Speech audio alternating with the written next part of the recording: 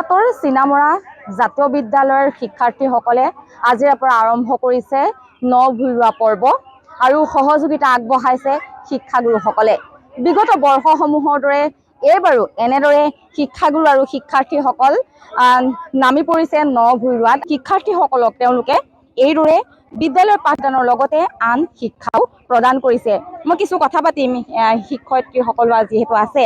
আপোনালোকৰ বিদ্যালয়ৰ ছাত্ৰ ছাত্ৰীসকলে পাঠদানৰ সমান্তৰালকৈ সকলো দিশতে আগবাঢ়ি গৈছে আৰু আজিৰ পৰা যিহেতু ন ভুইৰোৱা পৰ্ব, কি ক'ব? আমাৰ এই ন ভুই পৰ্বটো আমাৰ সকলোৰে আমাৰ ভাল লাগে।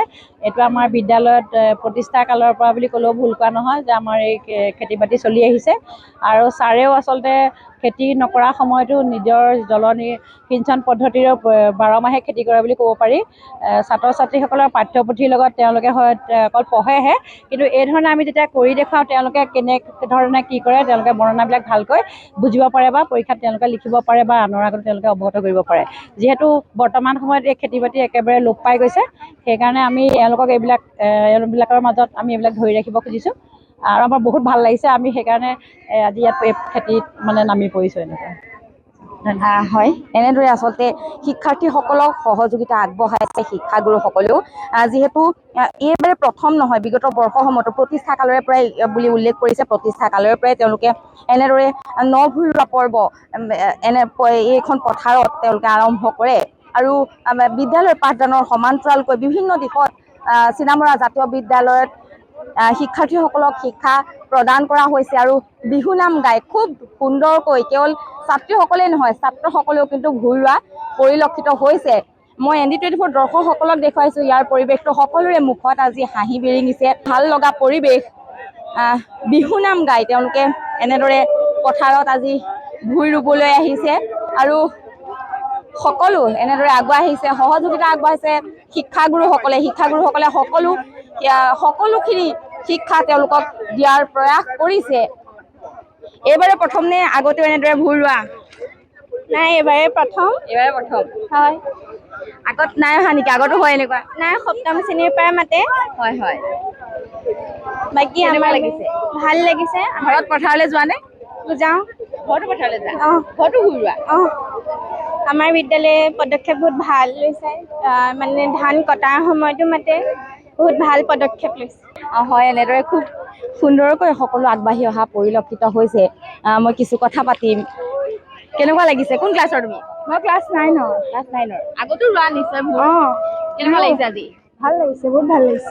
সকলো সামৰি আমাৰ বিদ্যালয়খন এখন বহুত ভাল, সকলো বিদ্যালয়তে যাতে এনেকুৱা হয় সেইটো মই কামনা কৰোঁ। ঘৰতো যাওঁ। আগতে ঘৰত পথাৰলৈ যোৱা নে? যাওঁ। তোমালোকৰ বিদ্যালয়ৰ ব্যতিক্ৰম পাঠদানৰ সমান্তৰালকৈ ভুই ৰোৱা, ধান দোৱা সকলো শিকাইছে। শিক্ষাগুৰুসকলক কি ক'বা? খুব ভালকে শিকাইছে আমাক, পঢ়া শুনাটো আগবঢ়াইছে আৰু ঘৰুৱা কামবোৰতো আগবাঢ়িবলৈ কয়। এনেদৰেই পথাৰত আজি ন ভুইৰোৱা পৰ্ব আৰম্ভ হৈছে। খুব ধুনীয়াকৈ তেওঁলোকৰ মুখত আজি হাঁহি বিৰিঙা পৰিলক্ষিত হৈছে। সকলোৱে এমুকুৰা হাঁহি লৈ এনেদৰে এই প্ৰখৰ ৰ'দতো পথাৰত ন ভুই ৰুইছে আৰু এয়া ন ভুইৰ পাছত পুনৰ ধান দোৱা পৰ্ব এনেদৰে খুব উলহ মালহেৰে তেওঁলোকে অনুষ্ঠিত কৰে। বিদ্যালয়ৰ অধ্যক্ষগৰাকী আছে, অধ্যক্ষগৰাকীৰ লগতো মই কথা পাতিম।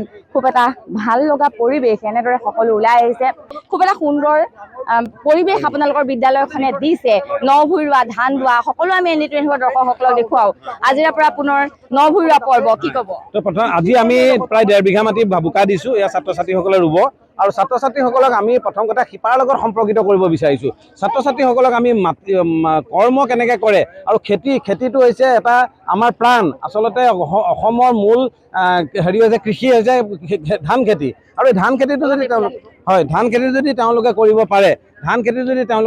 পাৰে, শিকে, তেতিয়াহ'লে ভৱিষ্যতে তেওঁলোকৰ ঘৰৰ খেতিবিলাক কোনো বাংলাদেশীয়ে দখল কৰিব নোৱাৰিব, কোনো ধৰক বাহিৰাগত বনিয়াই দখল কৰিব নোৱাৰিব। তেওঁলোকে খেতি কৰিবলৈ শিকিব, তেওঁলোকে কেনেকৈ আচলতে কাম কৰিব সেইটো আচলতে আমি ইয়াত শিকাই পঠিয়াওঁ। কেৱল আমি ধান ৰোৱাই নহয়, আমি খৰালি খেতিও তেওঁলোকক কৰাওঁ, তেওঁলোকক পচন সাৰ বনাবলৈ শিকাওঁ, তেওঁলোকক বিভিন্ন ধৰণৰ কাম কাজত আমি যুক্ত কৰোঁ। তো সেইকাৰণে আচলতে ঘটনাটো হ'ল কি, আমি এই ছাত্ৰ ছাত্ৰীসকলক এই কাম কাজবিলাক আচলতে কৰাই আছোঁ আৰু কৰাই যাম। আমাৰ চিনামৰা জাতীয় বিদ্যালয় এইটোৱে আচলতে মূল লক্ষ্য। হয়। এয়া আছিল বিদ্যালয়ৰ অধ্যক্ষগৰাকী। বিদ্যালয়ৰ অধ্যক্ষগৰাকীয়ে এটা কথা উল্লেখ কৰিলে যে কেৱল ভুই ৰোৱা বা ধান দোৱাই নহয়, পচন সাৰ প্ৰস্তুত কৰাও তেওঁলোকে শিকায়। খুব এটা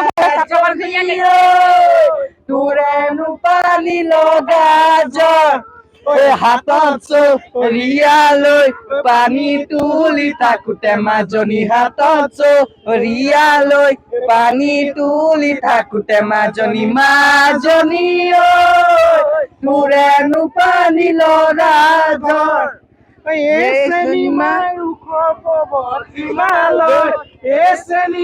মৰম লাগে তোমালৈ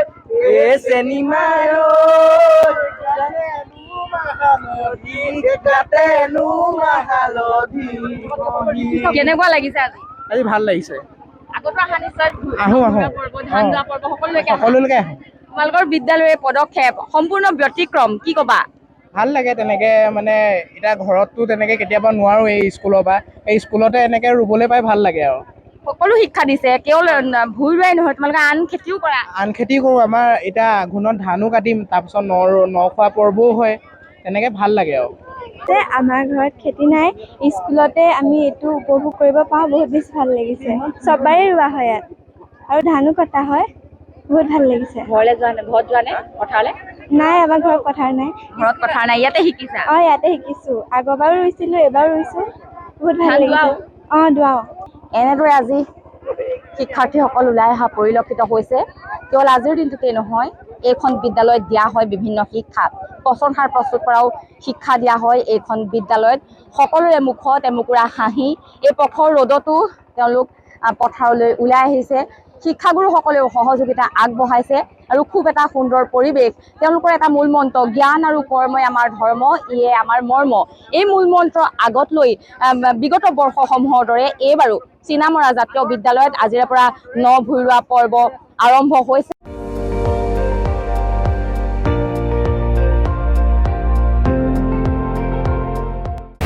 আপুনি চাই আছে ND24, সৰ্বশ্ৰেষ্ঠ নহয়, সৰ্বোত্তমৰ দৌৰ।